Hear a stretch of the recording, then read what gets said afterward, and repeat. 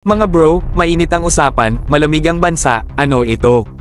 Sweden na yan mga bro. Pero kahit malamig sa kanila, uminit ang diskusyon sa pagitan ni AFP Chief of Staff General Romeo Bronner Jr. at Her Excellency Anna Ferry, ang ambasador ng Sweden sa Pilipinas. Kung akala nyo pang Nordic War lang ang Sweden, aba ngayon pang defense cooperation na rin mga bro. Sa kanilang pagkikita, pinatibay pa lalo ang ugnayang militar ng Pilipinas at Sweden. Hindi na lang ito basta diplomatic smile at photo op, may laman, may direksyon. Capability development at strategic dialogue ang bida sa usapan, at mukhang may planong gawing mas malalim ang defense ties natin with the Swedes. Mga bro, sa panahon ngayon, hindi sapat ang barkadahan lang, kailangan may strategic alignment. At Sweden, isa yan sa mga bansa na may advanced tech pagdating sa defense systems, lalo na sa aerospace, surveillance, at maritime platforms.